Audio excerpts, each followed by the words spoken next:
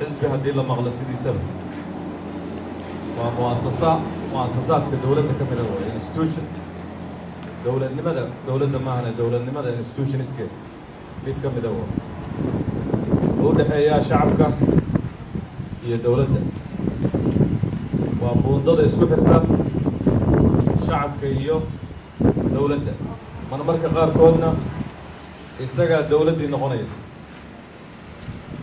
مركو دولة لماذا كي معدنا ماشي سيدحو إيمانية وريك أسأل وجران شعبنا الدوام لقيت تسيه كل يوم حبنا شعبنا كده مركا كملنا مركا حزب قام أحزابته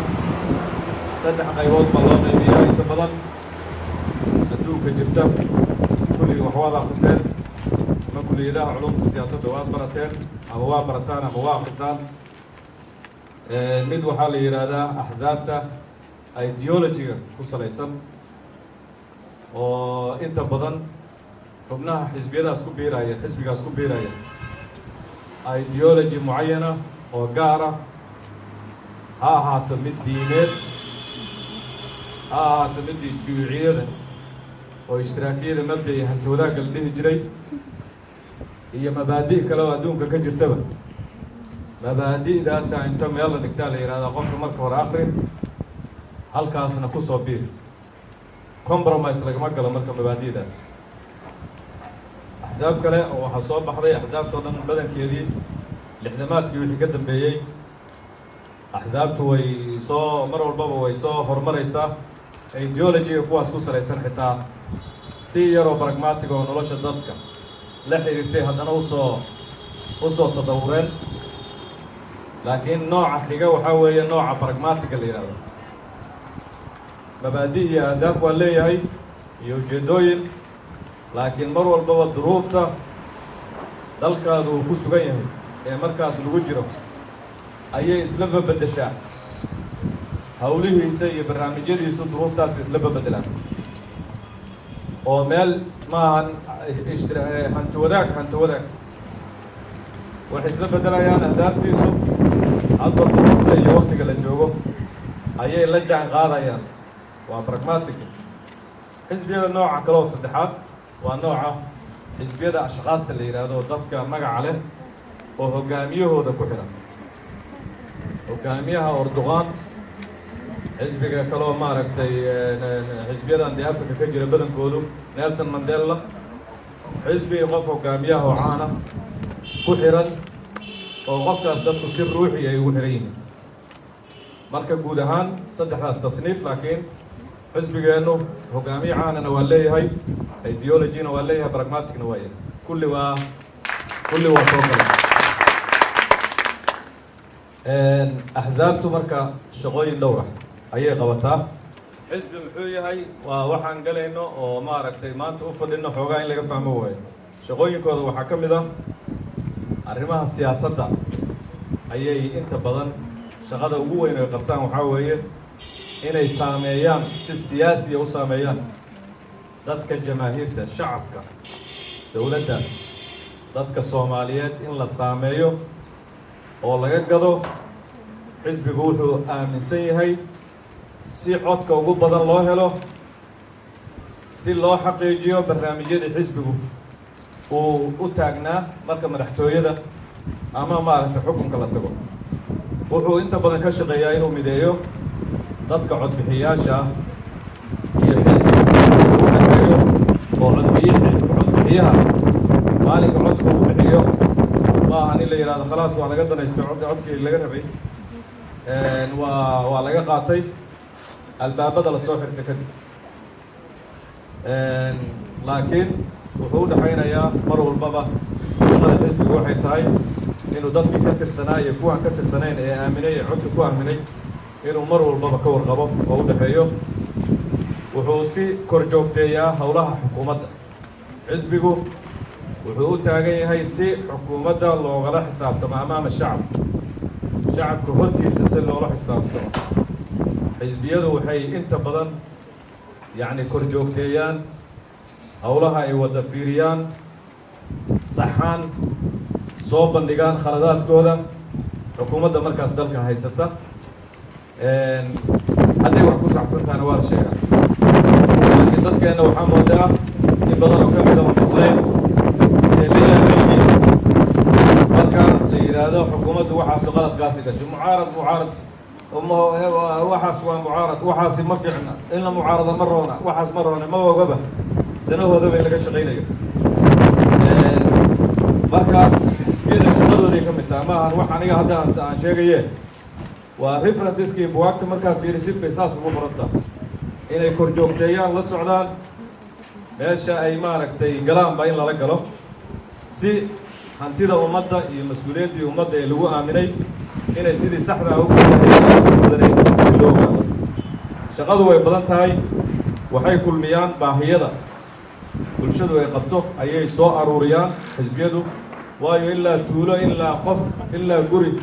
ayay dhex joogaan baahiyadaas bay waxay u kala sameeyaan mudnaan kuwooda ugu waaweyn waxaa la rabaa dalka cirifka cirif qolo walbaaba waxyaalaha ay mudnaanta siinayso intana soo aruursho in xisbigu howlihiisa ugu weyn ee markuu xukunka tago ugu guulaysanayo inuu ka dhigo oo yaqaano degmada la yidhaahdo yooley la yidhaahdo ama cadaado la yidhaahdo ama degmo kastoo dalka ka mid a baahiyadeeda gaarka ay qabto xisbigu inuu dadnihiisa meeshaas u jooga intay soo aruuriyaan inay keenaan oo xisbiga rikoorkiisa uu ku jiro oo dowladda marka la tagana qorshayaasheeda koowaad ay ku darsato intuusan dowladda ahaynna advocacy inuu sameeyo oo la yidhaahdo meeshaasi waxaasi ceelal biyahay u baahan tahay waa in loo gurmadaa hay-ada ku xihan xisbiga ama dadu influence ku leeyahay waa inuu kala dardaarma shaqada ku xigta waxay tahay xisbigu activities bulsheed iyo inuu dadka waxbaro dadka codbixiyaasha inuu waxbaro siday codka u bixin lahaayeen faa'iidaday ka helayaan waxaasoo dhan buu u taagan yahay xisbigu wuxuu u taagan yahay dadku ambitionkooda iyo shaqada iyo duruufta markaas dowladda haysata inuu isku miisaamo oo miisaan fiican inta saaro uu ka soo saaro wax la qaban karo inuu ka soo saaro dadka Soomaaliyeed hadda wax kasta u baahan yihiin dowlad meeshaas tagtana ma qaban karto laakiin waxyaalaha ugu mudnaanta badan inuu inta kala soo baxo baahiyada jira iyo ambitionka dadku ay qabaan waxay rajaynayaan in dowladdu qabato in inta la keeno markaas kadib la yiraahdo 1 2 3 baa sanadkan iyo 5 qodob baa la qabanayaa kadibna saasay isugu taxan yihiin ilaa meesha u dambaysa waxa nidaaminaya waa xisbi haddaan sidaas loo nidaamin bal xalay wuxuu ku hadlay ninka odaga waa dhegeysanaysa يعني ماله واحد كان ما جرتو عيد كدم بيسا ما جرتو عيد لا تلسا ما جرتو واسك هالقف أما لما قفوضه وكلا لجوكته يعني سيدا مركا إلا نقط إلا برنامج إيش اللقمة إيمانه سيدا إلا نقطة مركا أيو تصرفها يا صوماليا وحيالها هي اللي حاله إلا جه الله يهي رحوينها هي كهلا شال الشرع يا لباسية برلمان كقصب لوجي جوب لوجو مسيء waxay ahayd ummadda Soomaaliyeed in uu sharxo sababta looga maarmay qof aqoon-yahan oo dhaqaalaha soo batay oo bangiyada soo batay oo Soomaaliya oo sharcigu xaq u siinayo waa xuquuq sharcigu waa xuquuq qofka Soomaaliyeed uu leeyahay iyo jiilasha soo socda sababta loo niyad jabinayo ee looga maarmay kuwa joogay hadda u qalma inuu noo sharxeeyo ninka odaga ma ahayn dowladaha hore iyo gudoomiyaha soo wacay mooshinka marka laga keenay markaas wuxuu yiri mana dhiib gudoomiyaha soo kii biyaha iyo laga goostay baa korontada asaga telefoon buu soo dhacay marka xisbiga waxaan ka wadaa halkaas inaan ku talaxtay ma rabin xisbigu wuxuu la tagayaa isagoo barnaamijkiisii wata ayuu madaxtooyada tagayaa oo dhaqaalaha wuxuu ka qaban lahaa arrimaha bulshada iyo dib u heshiisiinta wuxuu ka qaban lahaa waxbarashada wuxuu ka qaban lahaa caafimaadka wuxuu ka qaban lahaa meeshaana lagu soo aruurinayaa yaa aruurinaya ma waxay cirkaaba ka soo degaya maya maskaxda aqoon-yahanka xisbiga ku jira iyo dadka way aragga ayaa la soo aruurinayaa ayaga aruurinaya soo gudbinaya markaasaa buugaag laga dhigaya halkaasaa lagu tagaya maxaa imaanaya markaas in qof maskaxdiisu buuxo xisbi mas-uuliyadda ummadda lagu aamin kara inay meeshaas tagaan guud ahaan shaqada looga baahan yahay xisbiyo waa badan yihiin laakiin waxaa ka mid ah in dadka xukunka ee xildhibaanada noqonaya iyo kuwa kale ee madaxweyne u tartamaya ee xisbigu dirsanaya kuwa guddoomiyaasha madaxweynayaasha dowlad goboleedyada jago kastoo loo tartamayo in si dimuqraadi ah oo xisbiga gudihiisa in inta lagu doorto la kala sooco la kala shaandheeyo qofkan la yidhaahdo intaasuu leeyahay nama mateli karo halkaas markuu tago calooshuu shaqaystuu noqonayaa xagga hadduu tago wuxuu noqonayaa waxaan maaragtay ummadda uu khiyaamayaa in xisbiga gudihiisa waxyaalaha shaqooyinku qabto in meel shaandho lagu kala shaandheeyo hoggaankana lagu tababaro dadka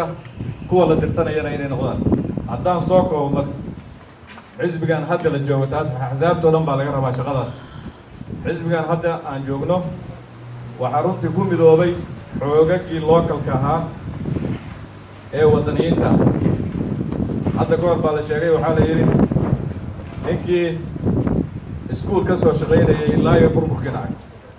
oo intaasoo iskuul dhis oo intaasoo iskuul macallin ka soo noqon oo isbitaal dhis hadduu waddani noqon waayo nin diaspora oo 35 sano dalka ka maqnaa oo weligiisa ku soo laabo suu waddani ku noqon waa la isweydiiyey marka dadkii lookalka ahaa waddaniyiinta ayaa xisbigan ku midoobay oo khibradda dowladnimadana 10 sano u dambeysay dowladihii Soomaaliya ka jiray ka soo shaqaynayay